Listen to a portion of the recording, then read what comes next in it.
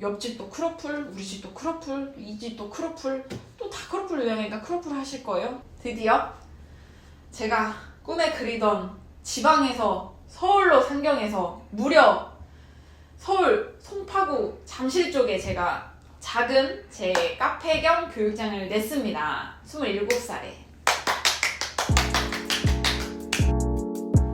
안녕하세요. 여러분, 오랜만이죠? 영상 자주 올린다고 했는데 한 4개월 만인 것 같아요. 왜냐면은 제가 좀 많이 바빴어요. 요즘에 창업 컨설팅 교육도 워낙 많았어가지고. 그래서 여러분들한테 오늘 진짜 중요한 거 알려드릴 거니까 이거 눌러서 들어오시는 분도 오늘 완전 성공하실 거예요. 네? 제목에서 봤듯이 오늘은 제가 자주 안 했던 건데 이거는 제가 아끼고 아끼던 주제긴 해요.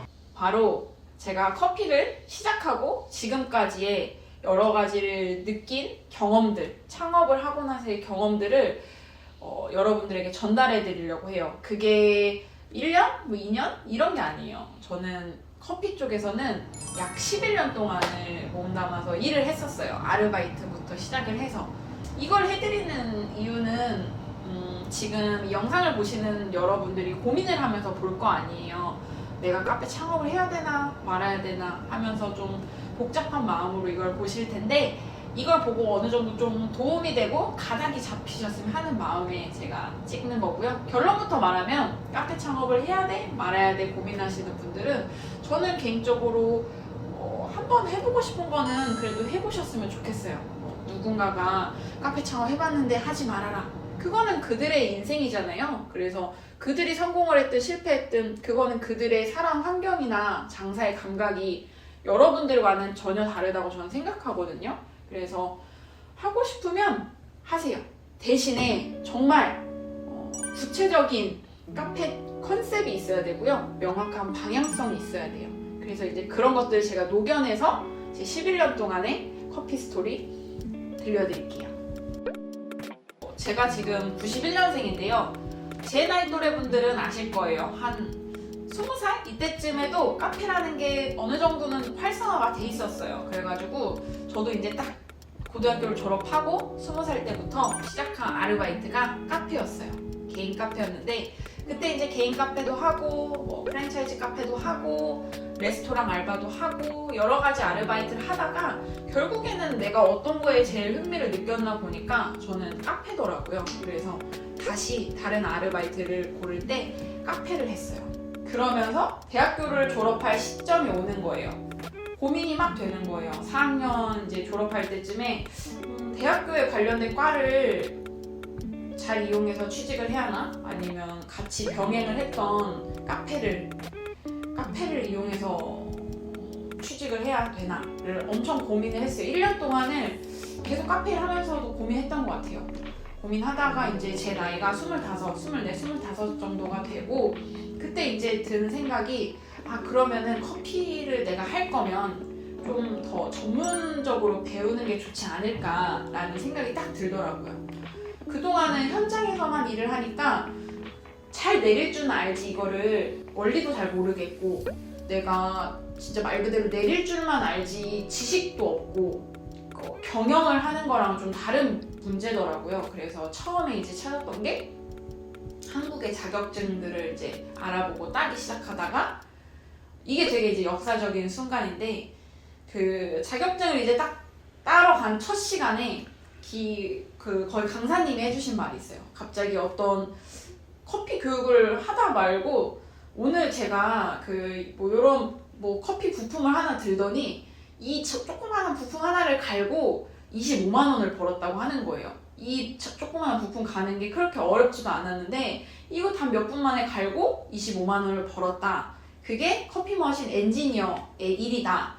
그래서 듣고 되게 솔깃하더라고요. 제가 생각한 커피라고 하는 건 딱 카페 이거 하나만 있는 줄 알았어요. 근데 그분은 카페도 있지만 커피라고 하는 거는 커피 머신도 있고 다양한 길들이 있어요. 그래서 여러분들이 이런 커피 쪽을 생각할 때 좀 다양하게 시야를 넓혔으면 좋겠어요 라고 이 이야기를 들은 날부터 바로 커피 머신 엔지니어를 또 찾기 시작했어요. 의외로 커피 머신 엔지니어 치니까 꽤 많이 있으신 거예요, 우리나라에. 그리고 또 이런 커피 머신 엔지니어를 양성하는 반도 꽤 많았어요. 자격증반 같은 것도.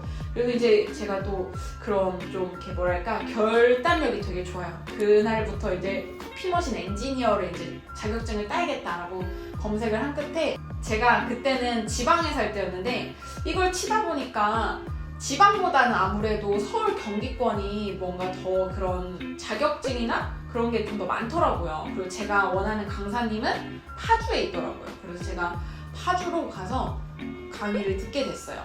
그때 같이 이제 동업하는 친구와 마음을 이제 함께해서 그 친구도 같이 자격증을 1, 2급을 땄었는데요. 비용이 꽤 상당했어요. 둘이 합치면은 한 300만 원 나왔던 것 같아요. 정확하게 기억은 안 나는데 한 그 정도가 나와서 그거를 오래 듣지도 않았어요. 1박 2일씩 2번 들었었나? 근데 그게 자격증 반이라고 해서 그렇게 비용이 좀 비싸게 나왔었는데, 결론만 말하면 저는 만족은 못했어요. 왜일까요?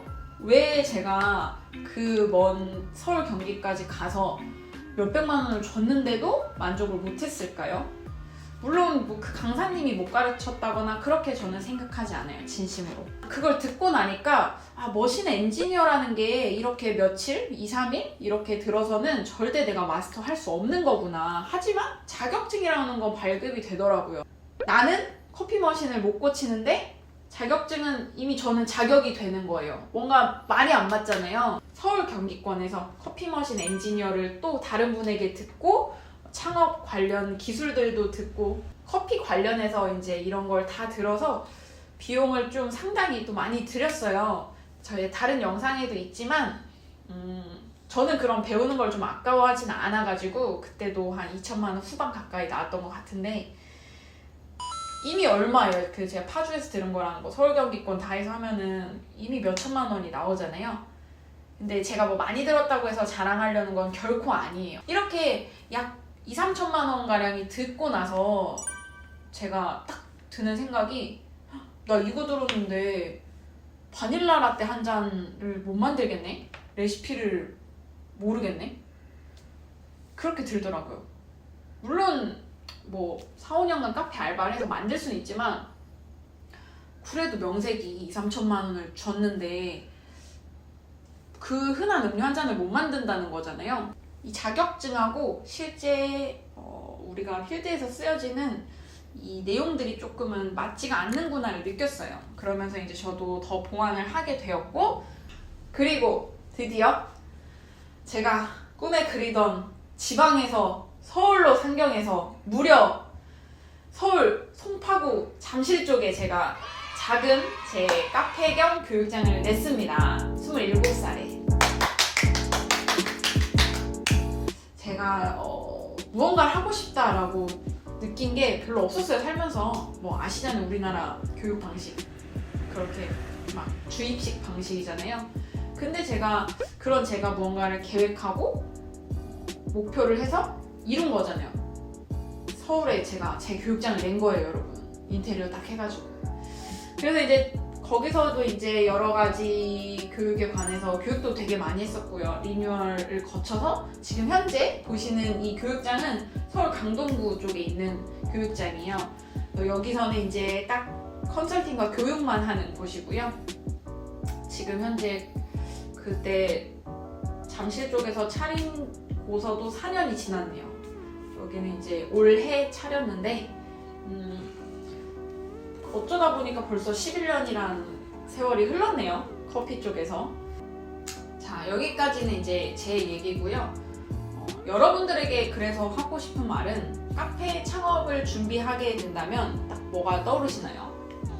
상담 전화를 하다 보면은 되게 좀 카페 창업을 좀 쉽게 생각하시는 분들이 많더라고요. 에이, 그 열심히 하면 되는 거 아니야? 유튜브에서 알려주는 영상들 보고 그냥 따라하면 되겠지? 아는 지인이 카페 하는데 거기서 며칠 일하면 된대. 창업 참 쉽지?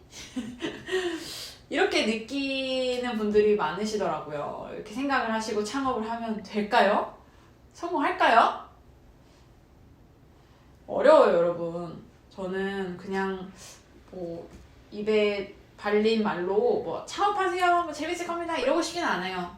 창업을 하시되 정말 좀 계획적으로 하셔야 된다고 늘 말씀을 드려요. 제가 커피를 전문적으로 배워야겠다고 느낀 한 6년 전에도 그때도 카페 창업률과 폐업률이 꽤 있었어요. 그때도 카페 붐이었고, 그래서 저는 이제 그때 카페를 차리기보다는 조금 시야를 넓혀서 커피 머신 엔지니어나 이런 클래스를 하는 이런 곳을 하면 좋겠다라고 해서 저는 다른 쪽으로 경쟁이 좀 덜한 쪽으로 저는 창업을 한 경우입니다.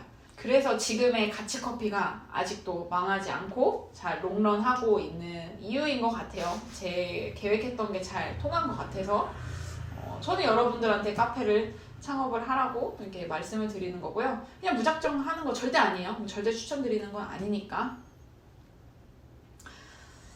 이 영상을 보시고 여러분들도 느끼시는 게 분명히 있을 거예요. 그게 이제 좋은 쪽이든 나쁜 쪽이든 여러분들이 느끼시고, 그러면 나는 내 가게는 어떻게 해야 될까를 한번 잘 써보세요. 1번부터 10번까지 가게에 대한 계획성을 써보시는 거죠. 그냥 뭐 옆집도 크로플, 우리 집도 크로플, 이 집도 크로플, 또 다 크로플 유행하니까 크로플 하실 거예요? 아니잖아요. 우리만의 특색 있는 게 뭐가 있을까? 비단 메뉴만을 말하는 게 아니에요. 인테리어가 될 수도 있는 거고 상권이 될 수도 있는 거고 그 안에서 음료나 디저트만을 팔으라는 것도 아니에요. 시야를 좀 넓히고 달리 보시라는 소리예요. 그게 이제 제가 생각지도 못한 게 될 수도 있고, 이렇게 함으로써 카페 창업의 성공률이 올라가는 거예요. 무조건 성공한다? 그런 거는 또 아니니까 판단은 여러분들이 잘 하시면 좋고요. 오랜만에 영상 올려드려서 제가 좀 심도 있게 뭐를 올리면 좋을까 몇 날 며칠을 고민했어요. 회의도 같이 지금 찍고 계셔주는 카메라 감독님하고도 회의하고, 삼각대 같지만 아니에요. 감독님 살짝 움직여주세요. 네, 움직이죠? 삼각대 아니에요. 네, 그래서 되게 심도 있게 올려요. 여러분들도 영상 도움이 됐으면 하는 마음에 저도 제 11년의 경험을 이렇게 여러분들에게 말할 수 있어서 정말 뜻깊고 감사합니다. 그러면 다음 영상 더 뜻깊은 영상으로 만나볼게요. 지금까지 가치커피였습니다. 여러분 안녕!